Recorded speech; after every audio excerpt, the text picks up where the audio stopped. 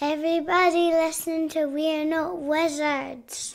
Because we are the best. And we're not wizards. No matter what anybody says. Goodbye.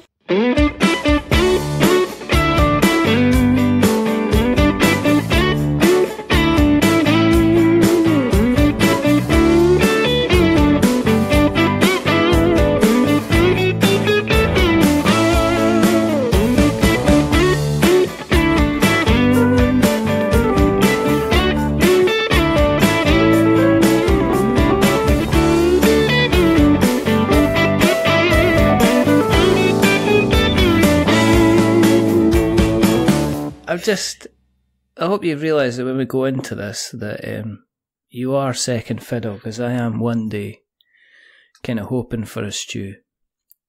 Yeah, I did try. I tried, and he basically said no. But I don't want to. I've met no him. way. Why would I want to do that? But I've met him though. Yeah, I know. I said. I have actually. He got on with you. He said how much he enjoyed spending time with you, but no, him, which is always confusing. I know. Okay.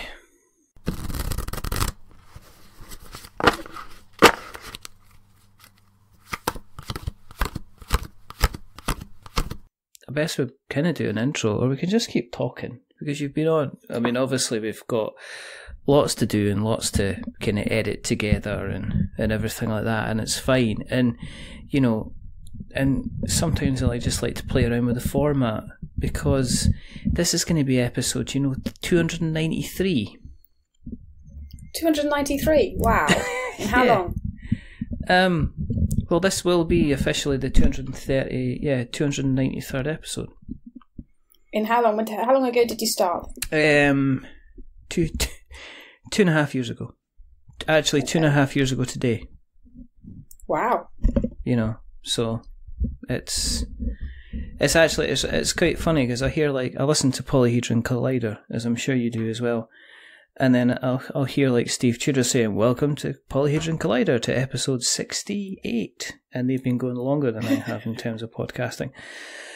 And then I kind of feel bad, and I kind of want to have some kind of shame cry over the fact that I seem to keep on just doing lots and lots of these. But anyway, it doesn't matter. You do. I do far too many. You do lots. I hope you're still enjoying them. Yeah. Oh no, there was a pause. No, it wasn't. It's not that. Do you know what? It's I'd kind of like to do more. I'd kind of like to, I guess, kind of reach out to the people out there and help people with their projects and stuff. I kind of feel I'm at that place now where I've kind of got enough experience that I can easily kind of look a Kickstarter in the eye and pretty much kind of tell very quickly if it's going to go anywhere or if it's not going to go anywhere. Do you know what I mean? I'm sure there's plenty of space for people to do that. I mean, there's always people that need an eye looking over their Kickstarter campaign. I don't know. Do you know what I might just do? I might just get to Christmas and then just finish it all. No. I might just get to Christmas and say, "Thanks very much, everybody, and I'll see you later," and just do that. Because you're going to actually declare you're a wizard at Christmas. The whole 3 years were all a joke, and you're actually a wizard. Is it going to be like Kaiser Sose at the end of Usual Suspects? And then it kind of ruins my plan seeing kind of Kevin Spacey being a sex offender, because I was going to have him kind of come on and go, and the greatest trick, the wizard ever played was to basically convince the world that he wasn't a wizard, but so anyway. You're having cake. Is it brownies or is it actually cake? Because you say it's cake. But brownies are just... a cake, aren't they? I don't know. It's a potato cake. A potato cake. Who would have thought you would have been eating a potato cake in 2019? It's absolutely crazy. I know. But they seem to be switching that off and over kind of anyway? Because is it both your young'uns have got issues with gluten and milk, or is it? My eldest has a milk and soya allergy, so dairy and soya. Right, my okay. youngest has a list as long as my arm. It's so it took 4 pizzas at the UK Games Expo to actually get a pizza that didn't have cheese on it and had a gluten-free base. Really? Did you not go out to the gluten-free? Oh, was that the UK Games Expo? Oh no, yes. This was a wonderful certain pizza chain where I asked for a gluten-free pizza with no cheese. And they just couldn't. That'd be quite easy. Yeah, the first one was a wheat pizza with dairy cheese. The second one was a gluten-free pizza with dairy cheese. The third one was a gluten-free pizza with contamination of obvious cheese dripped all over it. And the final one was right. At least I hope it was. Did you have to pay for any of them? Or did you have to pay I got for that. them? I got that. We got that free and a discount off the bill.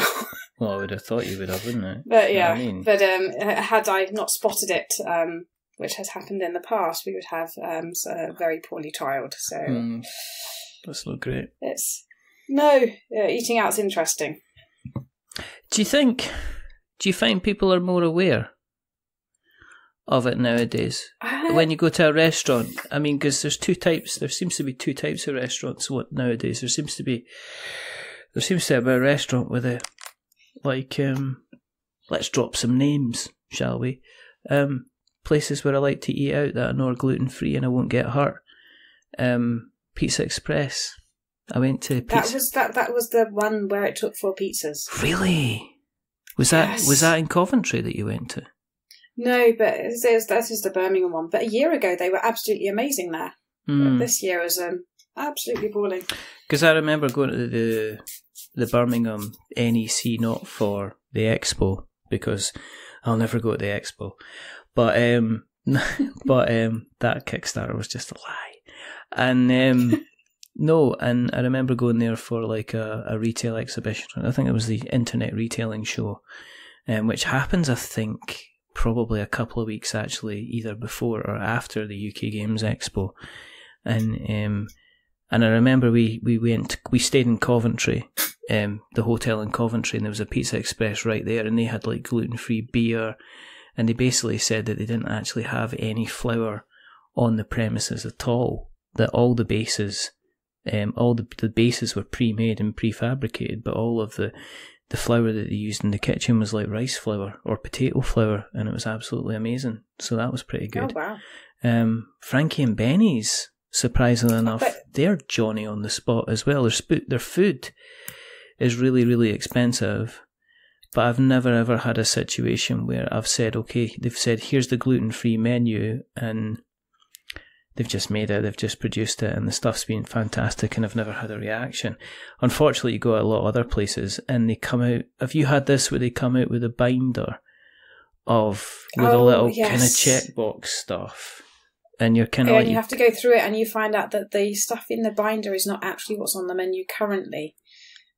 Yeah, because they don't, and it's because it's a head office thing, because they don't get it printed out kind of often enough, and then you end up going down, and it's like, and it's not just that, it's like you just know that the kitchen is just not aware of the situation, and it ends up becoming like a horrific kind of risk kind of thing. Oh, but this way, when we went to Essen last year, on the way we stopped in Belgium, and we got there late. We'd exhausted all of our supplies in our bag for food, and we went out hunting, and we had 4 places refuse to serve us. Really? Just out and out refuse? Yeah, we went. Yeah, they wouldn't even just like give my youngest some bread or some chips or something. They actually said, no, sorry, we can't serve you. And I had then she was like, just 3.5. Wow. Sort of saying, I'm really tired and I'm hungry, and we just couldn't find anywhere. The supermarket was closed, and we eventually found somewhere that would give us some ham and some bread. That's amazing. Which fixed my eldest, and my husband could obviously eat anything. Mm-hmm. But me and my youngest, we'd sort of just snacked on apples and what was ever left in the bag and the ham.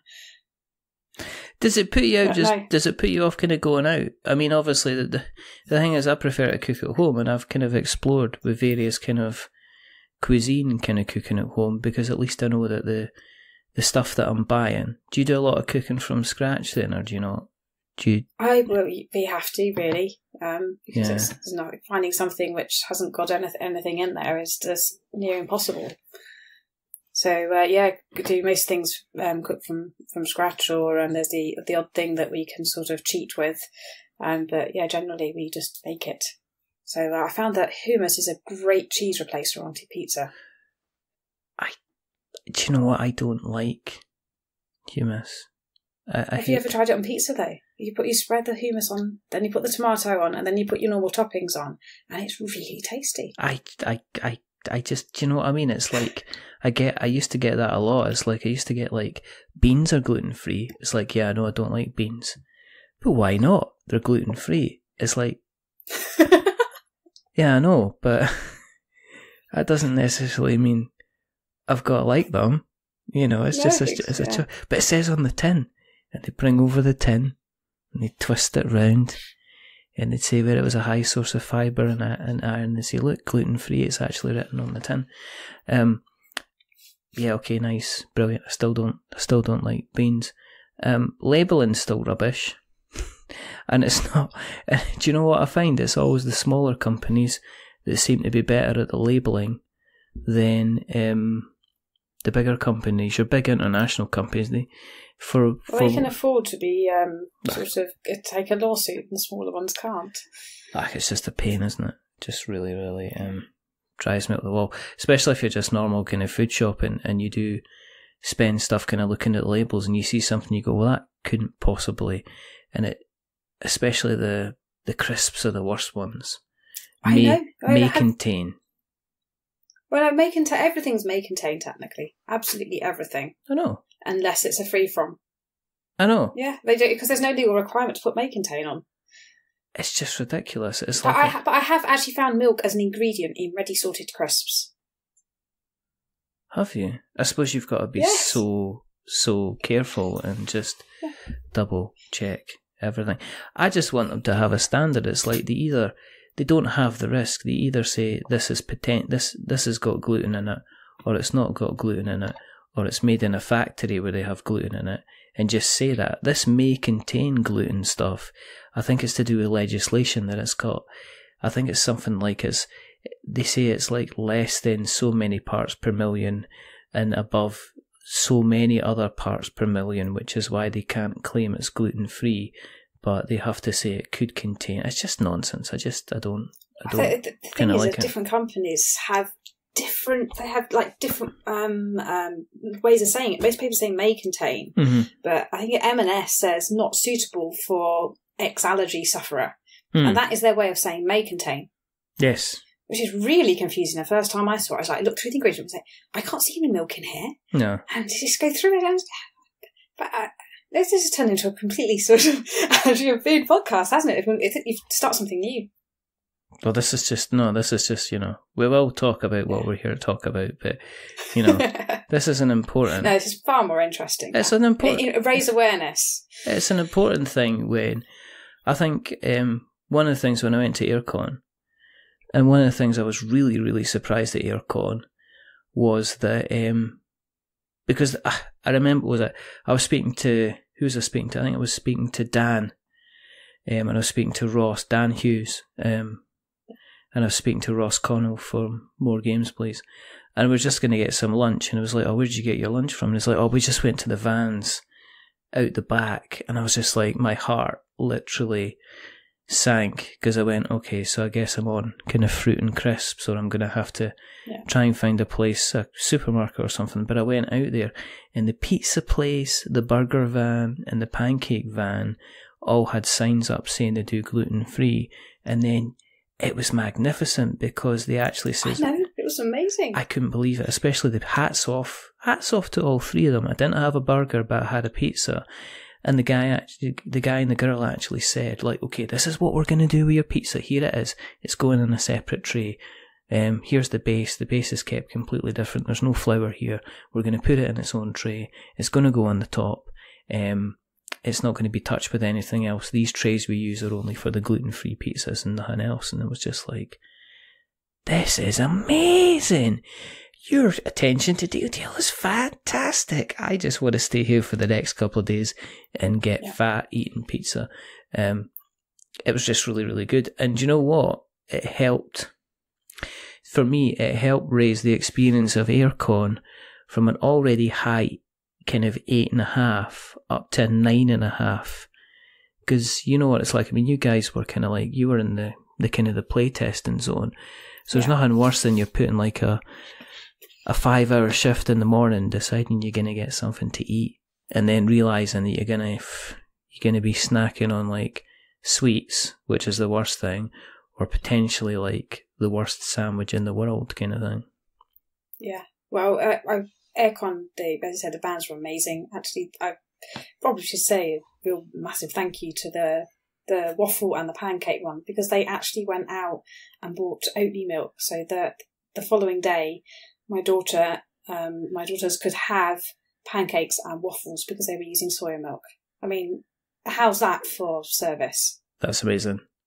They asked my husband, well, they asked Stu basically, what milk can they have? And they told them about the Oatly, and they went out, they bought it, made sure everything was clean and sorted, and then we could have basically waffles and pancakes all day Sunday. It was absolutely amazing. Yeah, it was fantastic. On the UK Games Expo, we were eating crisps because even the chips had cross-contamination on them. I was picking up the burgers with the cheese and the chips with the same tongs. It was appalling. So basically, me and the two kids couldn't really eat much during the day, so it was whatever we had in the bag that we brought with us for the whole weekend. But obviously you can't bring fresh stuff for 3 days. No, it just makes it kind of like... but yeah, Aircon was absolutely amazing. I want to go back just for the waffles. I just want to go back, and I tell you what, if I get there, right, and there's not the waffle van, the pizza van and the burger van, I'm going to be storming up to Mark Cook, getting my stepladder out, climbing up my stepladder. I'll hold the stepladder for you. Thank you. Climbing up the stepladder, seeing him face to face and saying, I don't care about your fabulous bring and buy sale. I don't care you've got Paul Grogan over there demonstrating. I don't care you've got Rodney Smith and you've managed to get Tom Vassell as well. The vans are not there, Mark. What are you doing, man? What's going on? Yeah. The whole thing's ruined. Where's my waffle? What am I going to do? I'd demand him, I'd frog march him out. I'd obviously maybe ask Dan Hughes to help, because Dan's quite a tall fella, and maybe ask him to kind of help. We've still not done an intro, but you know, we don't need to do an intro because we're just having a general chat, which is... We've got to do the intro a little bit. Do you know what, when your son comes on? Yeah. My youngest just stops. Whatever she's doing, even if she's crying, she just stops. Yeah. She listens, and then sort of about 10 seconds after he stops, she starts doing whatever she's doing again. She just sits. She loves it. It's so cute. So the other day, I was listening to, I can't remember which one it was, whatever one of them was, and she was crying her eyes out. And so I just kept playing that bit over and over again because it stopped her crying. Which one was that? Was that Emily or... Sammy, youngest, so she's 19 months. Yeah, she wanted to. I don't know what she wanted. I'll get Jake to record a hello for Sammy. I think that would be amazing for her. She it's just so cute the way she stops and listens to it every single time. I'll get him to kind of do it. I'll get that sorted out. Let's talk about... Well, let's first of all catch up on Assembly, because Assembly is out and about. First Kickstarter that you ran. It's out there. It's selling. It's out in retail. It's been greatly received.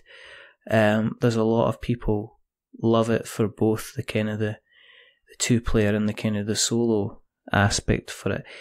In terms of you being able to look back on the kind of the campaign and how things are with Assembly now, you must be pretty pleased. I mean, you must be sitting there with a little smile on your face, with an air of satisfaction to you. Yeah, it was fantastic how well it's gone, how much it's been loved and enjoyed, but it makes the second one more terrifying. Because if people like this one, then they're expecting a lot for the next one. But it's been amazing sort of watching reviews, and maybe I just haven't watched them all, but every single one we've seen has been positive and really positive, and it's amazing. Something we've created is sent out there, which is terrifying in itself, and then everyone loves it. It's a really nice, warm, fuzzy feeling, but it does make the current Kickstarter much more daunting, because have we got it right? Is it as good? How can I beat something that people already love? How can you make one as good as your first one? Which you're always meant to do better. How can you make something as better than something that people already like? Are you? I don't know. I think I want I don't know. Sometimes I want a little bit of consistency. I'm a little bit of a consistency person. And I see a lot of diversification within the kind of the Kickstarter industry, but I think that's more enough kind of around people kind of doing it for commercial reasons sometimes, as opposed to creative reasons based on how they're wanting to keep themselves going, which is fine and works kind of very, very well. What I see with Assembly, and especially what I see with Sensor Ghosts, is there's a puzzle element to this, and it's a bit of a thinker's game, and it's easy enough for you to pick up and kind of grasp the basics of both games, but there can be an awful lot of brain burning in it, depending on how you kind of want to play it. And is that the kind of the portfolio that Wren Games is kind of going to aim for? Is that what you and yourself and Stu have sat down and discussed and said, right, we want to go in a direction? Or is your next game going to be a happy-go-lucky, making a gluten-free potato waffle kind of game, kind of thing? I think we like I'm not sure if it's a niche or not, but we like the niche that we've dug out for ourselves. So originally the first game I designed was much bigger, much grander ambitions, and I just realised that as much as I loved it, and maybe one day I will go back to it, it wasn't right for that time in our life. Mm. It was too long. I mean, it took like an hour for a full game. So if you think about playtesting, 2 young children, amount of time you have in the day, 20 minutes is sort of a decent time in which I can get 2 playtests in of Assembly or Sensor Ghosts in that time.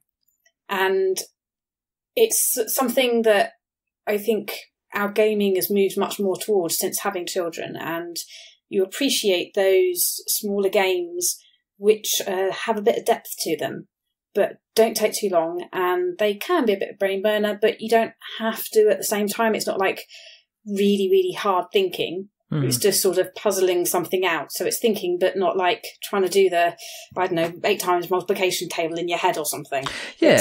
And it works for our life. And so it's more about designing that fits in with us and what we enjoy. And I don't think there's enough games like that. I mean, there's lots out there are, as you say, just like happy-go-lucky ones, or competitive perhaps, but less on the co-op or solo on puzzle side.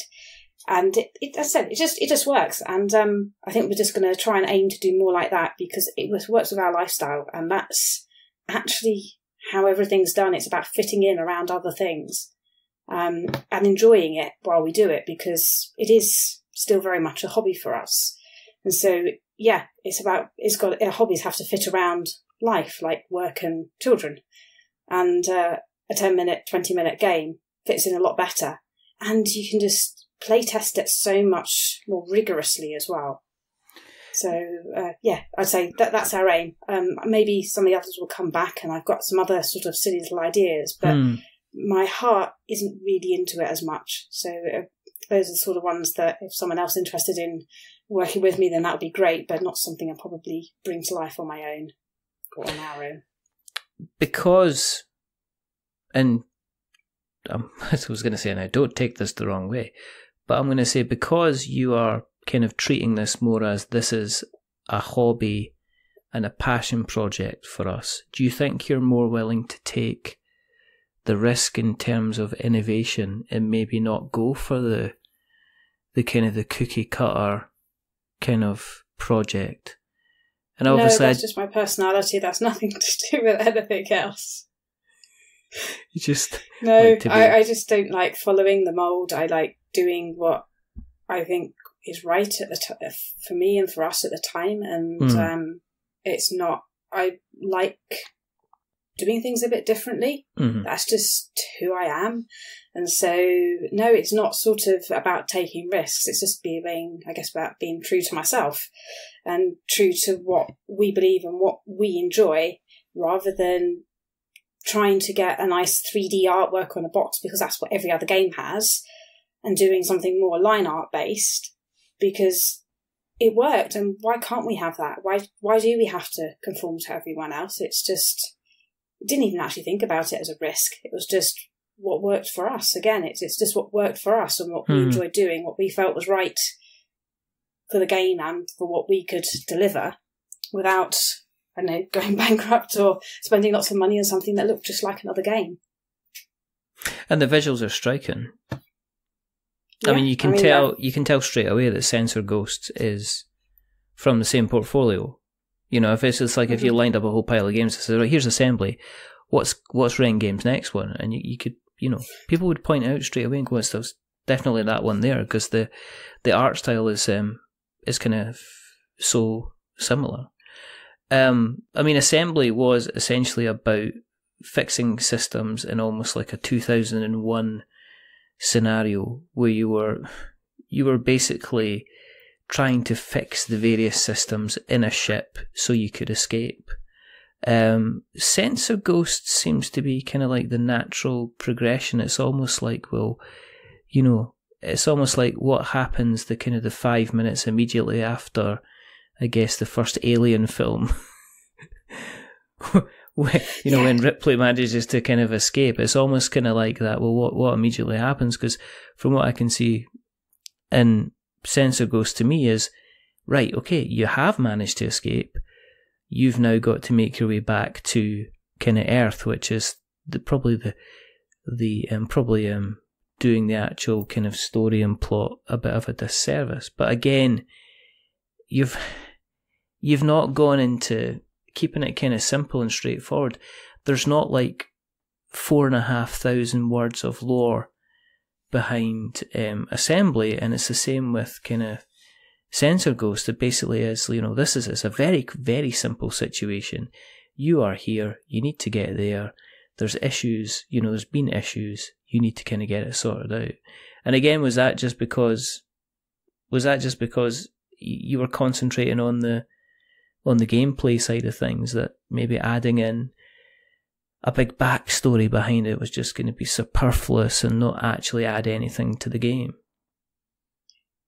The backstory in there was it's a relatively simple game, and so having too much backstory for a small rulebook will probably feel a bit excessive for most, but having enough to explain the mechanics, and that's where the aim is. It should be, every mechanic in the game should be justified within an element of the story. Mm-hmm. And that's how we kind of define the level, is that if there's something happening and it's something that you do, there's an explanation so you understand why you're doing it, with the aim of that making it easier to remember, but not having too much, but not having too little. So we're not going for this like the 5-line intro, but you've got each section has a little bit extra just to try and explain a bit more of the story of what's going on. So you know why you're flipping cards, why you're trying to go from A to B, why this kills you, because that's how you're going to learn the game. It's how you're going to remember it. Mm-hmm.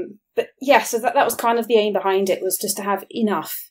But most people can fill in the blanks between that, and it's sort of reading previews and reviews and stuff, and how they read the story during the rules, play the game several times, and then like almost rewrite it. But it's always rewritten slightly differently, and that's really interesting because what it's doing is it's sparking imagination. You need to leave enough in there, I think, for imagination as well, so that they can make the story and the journey their own. Mm-hmm. But it gives that understanding and reason for doing what they're doing.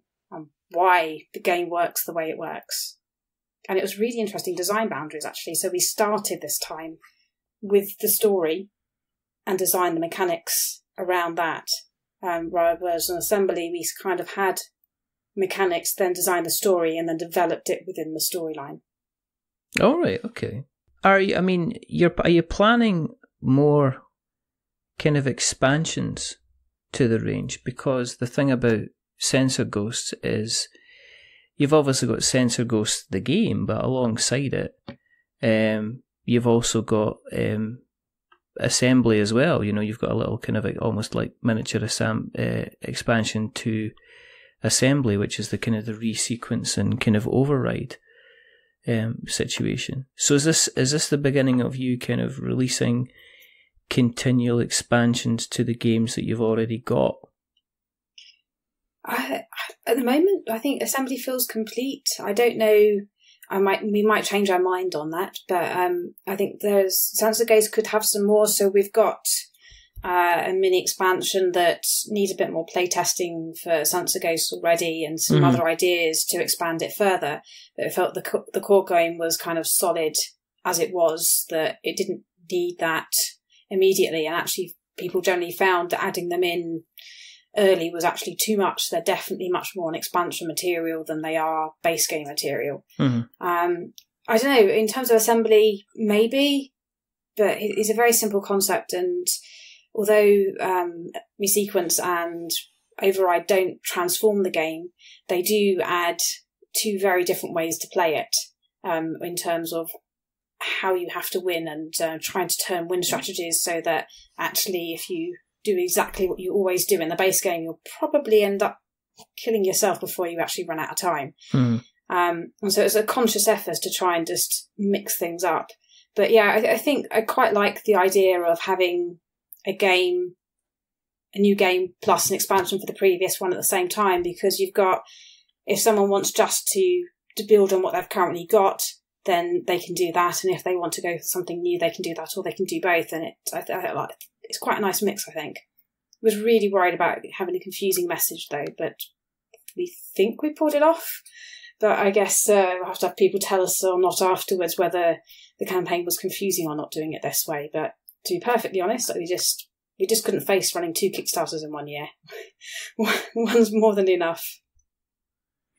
Well, I think, at the moment, the people have voted with their wallets and are currently saying, yes, we kind of like this. But on the other side of it, you've been getting some serious kind of plaudits. You've got the Dice Tower seal of approval. It says you've got for Assembly. I know people were absolutely shocked. We've sent that off, and it's yeah, it'll take 3 months. And then was on a Discord channel, and it's on New Year's Eve, and there's messages pinging up, Janice, have you seen this? And it's what? No, they're not going to do that till March, which is perfect, because that's the run up to our next Kickstarter. I only sent it to them 2 weeks ago. Yeah. And then this it came up, and it's we just sat there in awe. It was wow, he actually likes it, and I've done it so quickly. But yeah, we got to sort of had a quick chat with Z at UK Games Expo, and yeah, it was pretty amazing. He's said that he still plays Assembly occasionally, which is wow, he still plays it. But again, it's not just gone in the basement. But again, do you think that's down to the accessibility of the game? That it is a game that, in size wise, the box is really, really small. Compared to kind of other boxes I've seen where you can open up the box and the components could have probably fit in a much smaller box. The Assembly components are they're substantial, but you've not taken up a massive size of box to put them in there.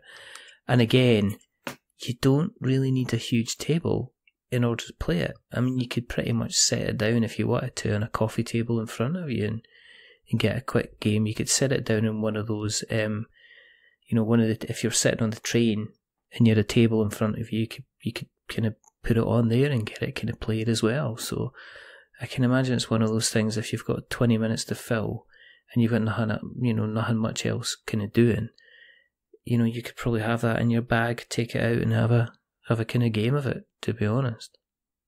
Yeah, no, it's really quick, and it was a conscious choice to go for a small box, but it's one that we sort of, Stu and I, constantly debate, because there's sort of going for a small box and the ideal of a small box and having something that's very portable and to carry around, but then there's the buyer's impression of a small box. If it's a small box, it's a cheap game. And then, as you say, the components inside are not insignificant. We just don't use a box full of air.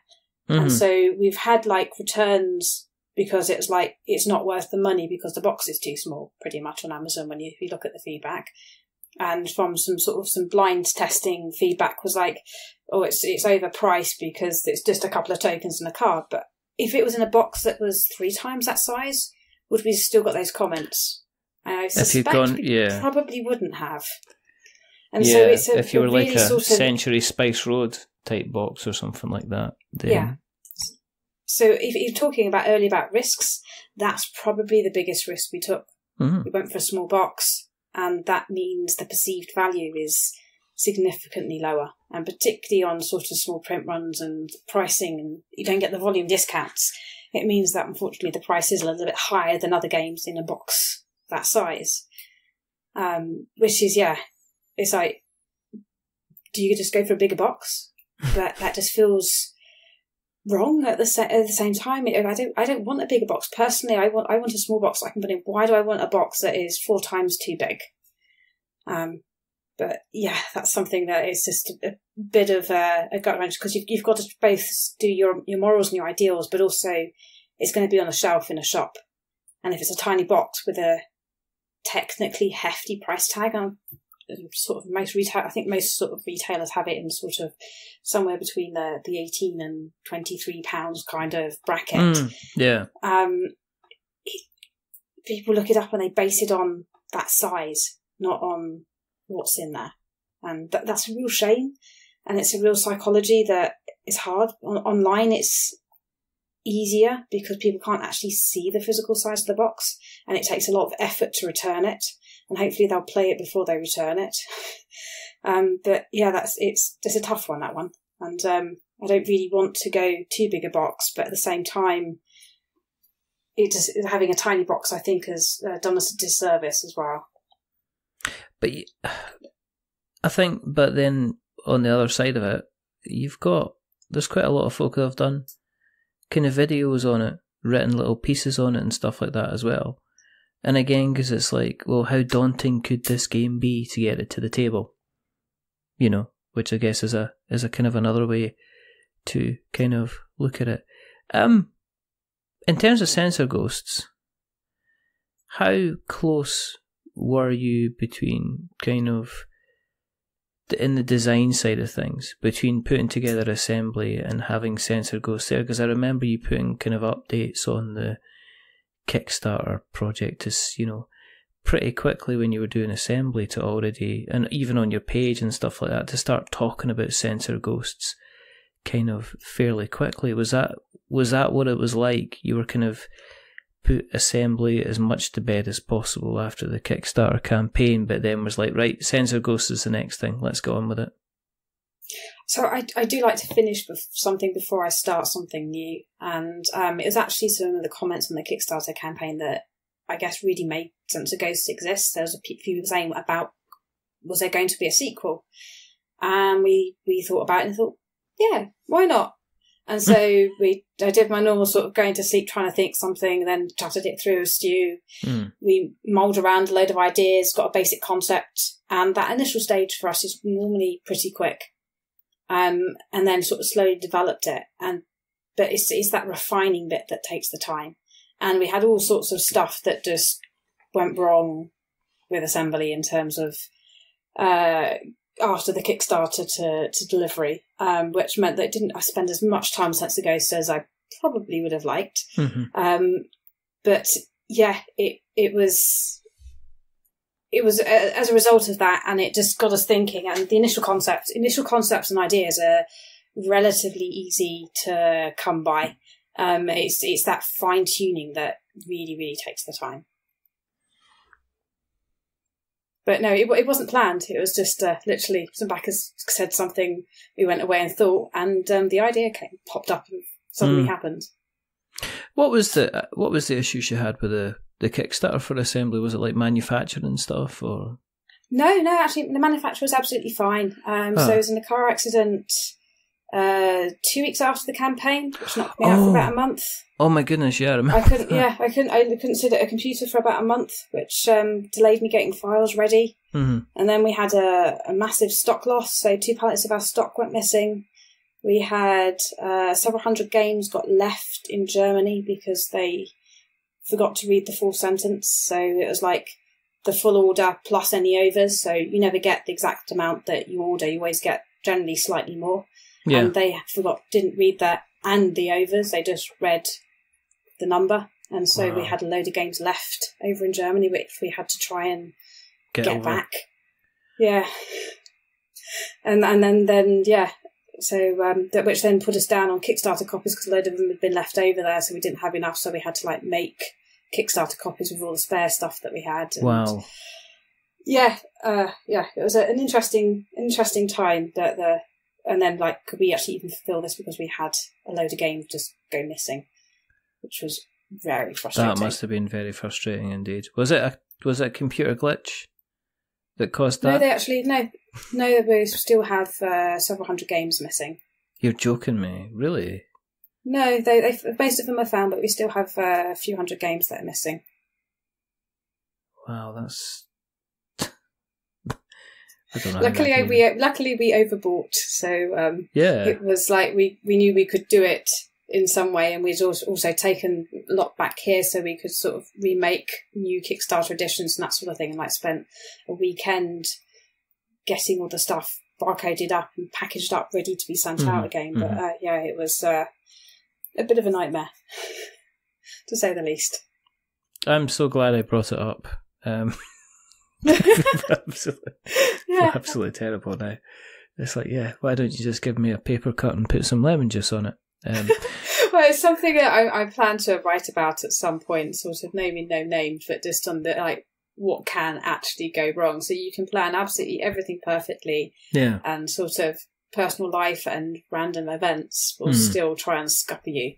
Having said that, we got pretty much, I'd say, most of our backers' copies, 2/3, if not more of them, out by the date we agreed, with many of them early. It was only sort of there's I think it's something like 50 or 60 people out of 800 got half of their reward late. Not all of it, only half of it. Oh, right, okay. Well, that's so half of it got shipped and the other half of it was in the lost, which was really frustrating. But so we've still got most, despite all of that, we've got most of it out. So I take it that's changed your plans for kind of how you're doing, kind of what you're doing with what you're doing next then. I take it with your fulfillment and things like that. Is there anything you can do with that? Can you prepare for that? Are you just, I guess you just have to see. I don't know if anyone can tell me how to prepare for the loss of 2 pallets of stock. I would love to know. My only preparation was that I had already taken a load of the games home, sort of actually in the back of my car and stuff, which meant I had some spare. Mm-hmm. But it didn't mean I couldn't do then in the marketing, because we got down to Aircon. We had after that, I think, 6 packs of glitches left to our name because all the rest were missing, and that was it. And it's we push it, then we basically can't sell necessarily what we have. And so it was a real dilemma on what to do there.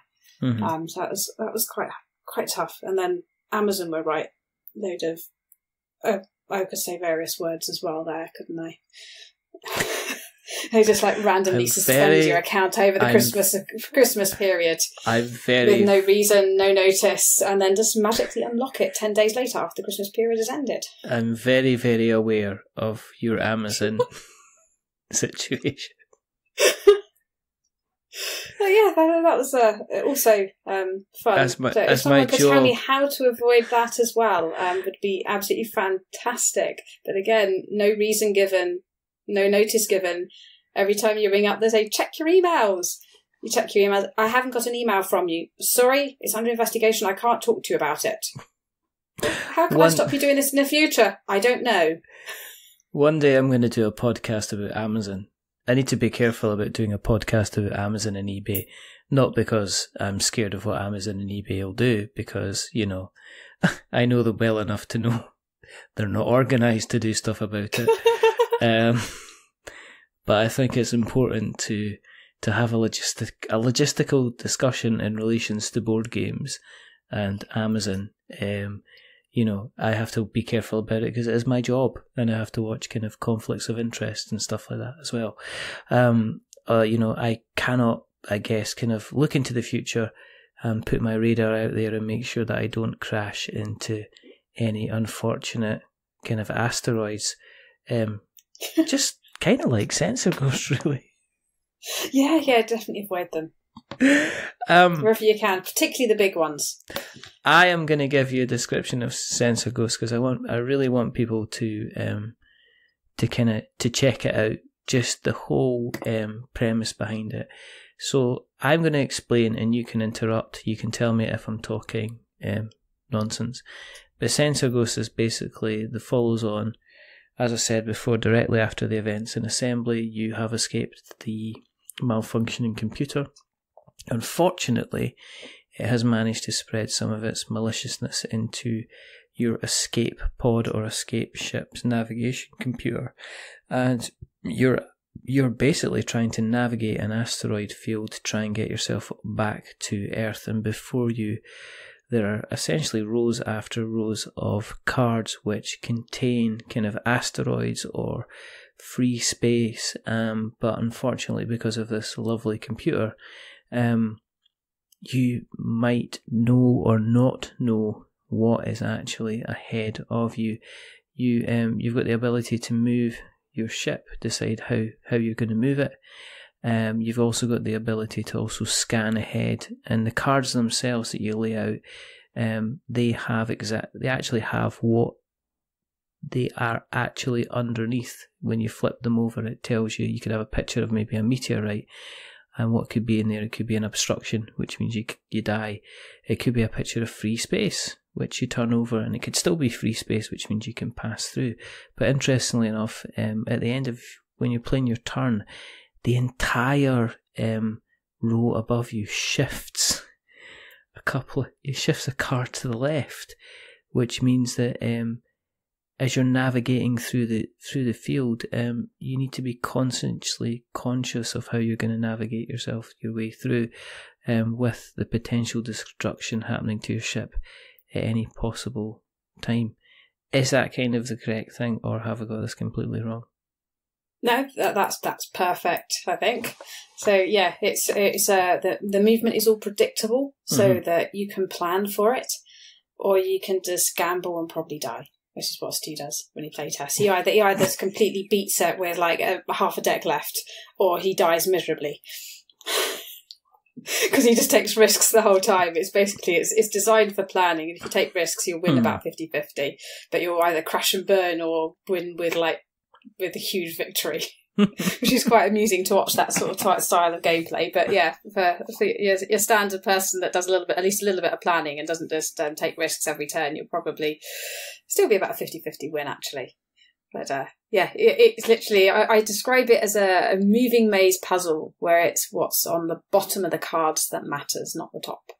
I was using backs and fronts, and that confused people because they technically have a back and a front, but as soon as you have them out in a grid, they no longer have a back and a front. It's what's the bottom of the top that matters. Yeah. It's like, is it that Harrison Ford film? Is it What Lies Beneath? I don't know where I got that from.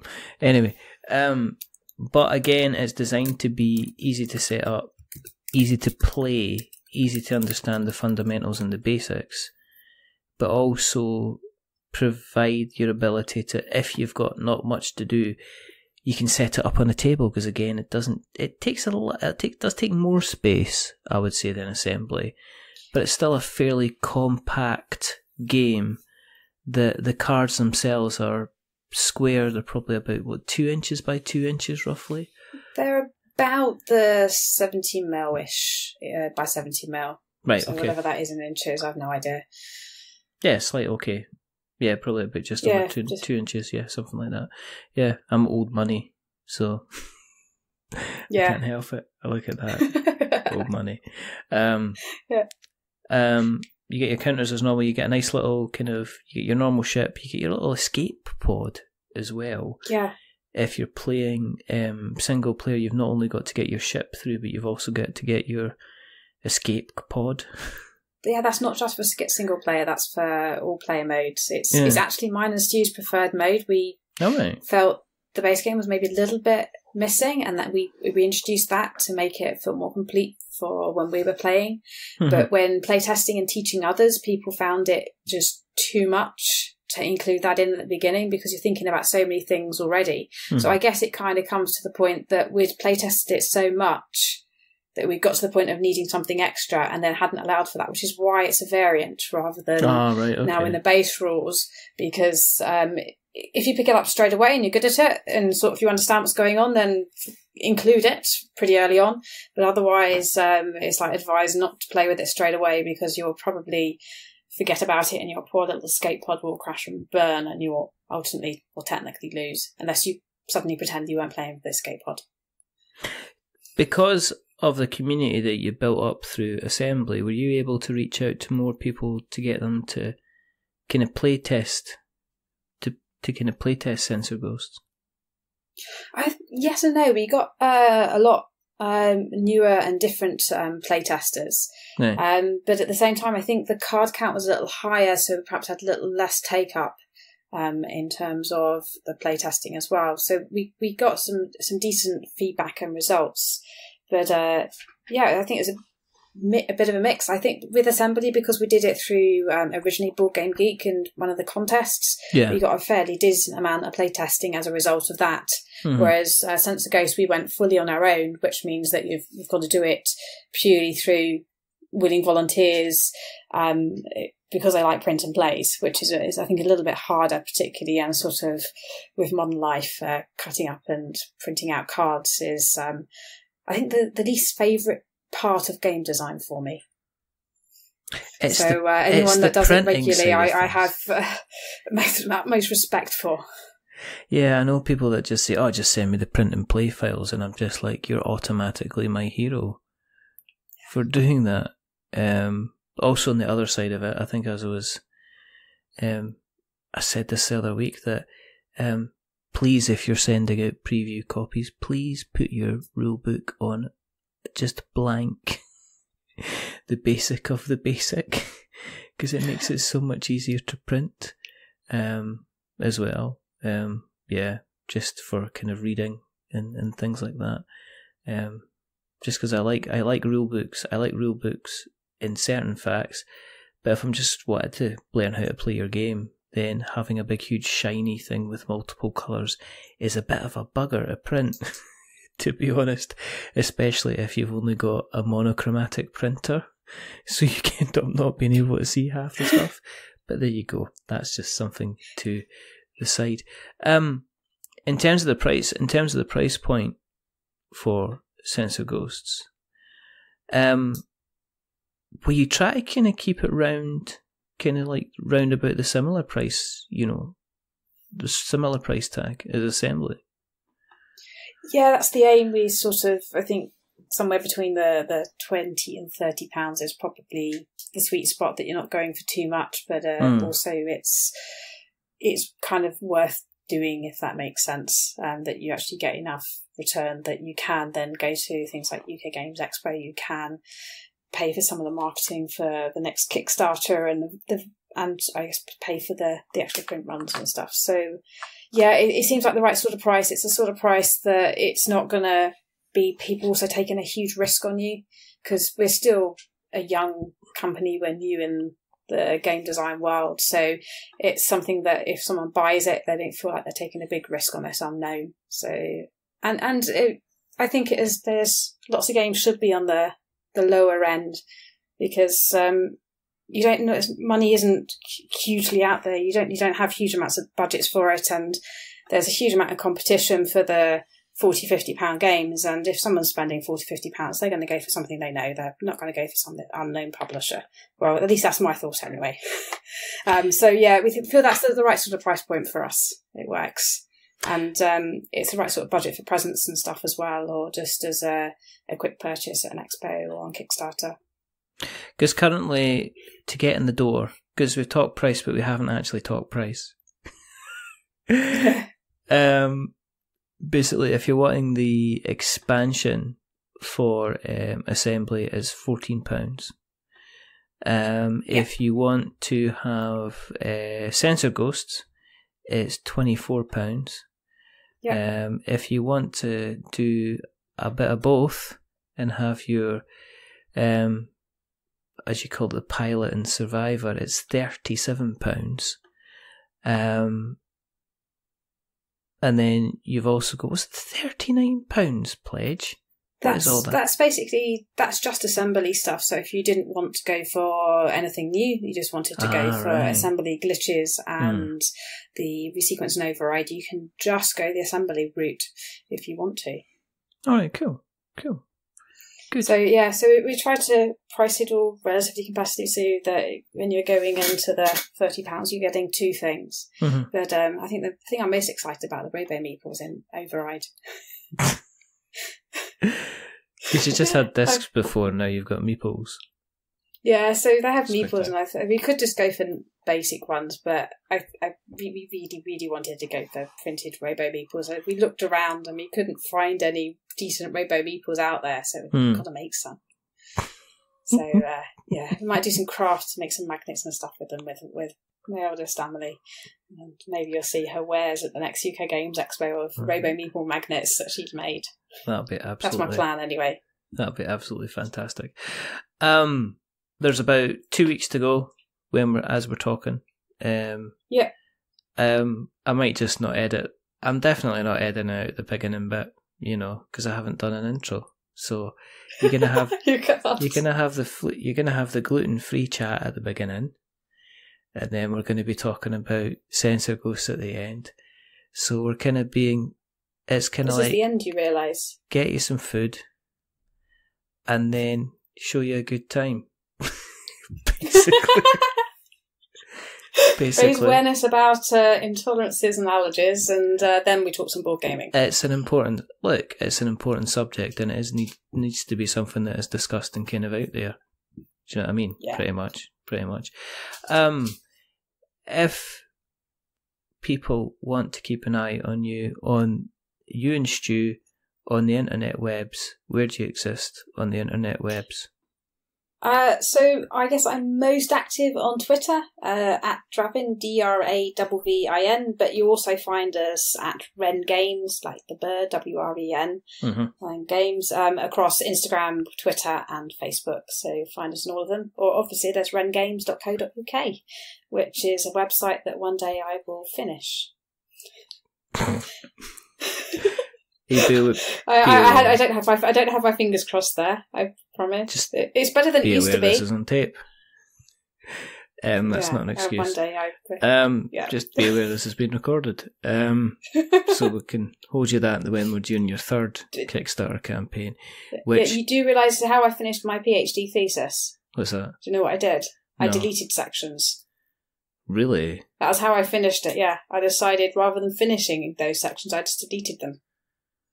Wow. You realise you're only allowed on the show next time if you bring Stu? I will try. Maybe I could trick him. I could tell him that we're bringing his parents or something. I'm just putting that out there. If you want to keep an eye on what we're up to, if you are Stewless and have been affected with lack of stew in your life, then you too can get support by going to Google, searching for we'renotstew.com. And no, if you go to we'renotwizards.com, and there is our specialist kind of non-stew support line. Don't be alone if you have no stew in your life who doesn't want to come on your podcast. You can also find us on Instagram. You can find us on Facebook. You can go to our website, which is we'renotwizards.com. You can go to our blog, which is .blogspot.com with We're Not Wizards in front. If you want to email us in general, you can email us at magic@we'renotwizards.com. If you want to email us specifically about the podcast, because it's been so... It's quite... Do you know what? I wholeheartedly apologise to everybody who's emailed me, and I kind of say, I'll get back to you, and I kind of email them a week later and say, oh, sorry, because I get so much email now that I've now got podcast@wearenotwizards.com, so you can email us directly through there. If you'd like to be on the show, or if you have a question or anything like that, just email us, podcast@wearenotwizards.com. If you want to continue to help us grow, you can do a couple of things. We've got a Patreon. You can go to Patreon and give us money. It's fantastic. You know, money helps. Let's not lie about Biscuits. it. Yeah, gluten-free biscuits. Yummy. The other thing that you can do as well is you can go to, you can tell somebody else about us, which is always fantastic. The next thing you can do is you can go to the Apple Podcasts for as long as they exist. Drop us a subscription. Drop us a rating. Drop us a review. Drop us a stew. And as we say, he's going to be reeling at this because I have met him. He does exist. I'm just doing this through embarrassment now. But as I say, if you like what you've listened to, don't give us 10 stews, because that makes us big-headed. But don't give us 1 stew. Well, I'd probably settle for 1 stew. But give us 5. Yeah, 1 stew's plenty. 1 stew's Perfect plenty. number. Give us 5, Perfect number. because it's in the middle, and it's average. But the person who's not been average tonight is Stu, and the person who has been average tonight is Janice. I think that's the first time you said my name so far, isn't it? In the past hour. I know, it's fantastic. And it's a completely back to front podcast. It is. So joining us to talk about... This is the backwards show. So joining us to talk about the game Sense of Ghost, we've got Janice Turner from Wren Games, and then we're going to have a little discussion about food intolerances and the ability of getting food at Expo. And restaurants being able to follow simple instructions. And that is very, very important. I guess there's only 2 more things to do. The first thing is to remember that we're many things, but we're not wizards. Not yet. Oops. I spotted it. You have absolutely just ruined Sorry. everything. Oh, I'm sorry. And the second thing is to say goodbye. So it is a goodbye. It's goodbye. She turned. Do I have to say goodbye? She Okay. turned at the last minute. She was a turner. I'm sorry, I have completely put you off. Your little outro is now completely ruined. Should we try again? No. No. Say goodbye. Goodbye. And it's a goodbye from me. Remember, stay safe, roll 6s, make something awful. Beware of wizards. Beware of wizards. Beware of people that you trust turning around at the last minute saying that they might be wizards. You know. But until the next time, goodbye. Goodbye. I could do a robot voice at the end, couldn't I? Yeah, we could. Could do all sorts of things. You could, but we won't, you know, because it just ruined it completely. Yeah, I'm sorry. You know, what are you looking at, Dave? Why are you doing that, Dave? Anyway. Hello and welcome to the show. And that'll do. That'll do. Welcome to the show, and I present here Richard from We're Not Wizards, who we're interviewing this evening. Ah, dear. And cut.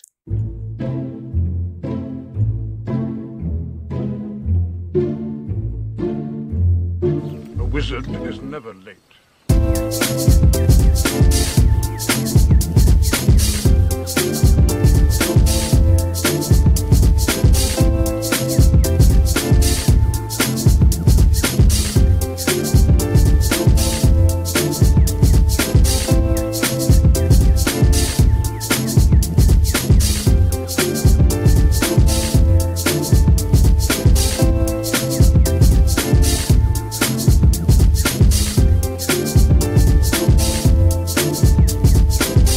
Nor is he early.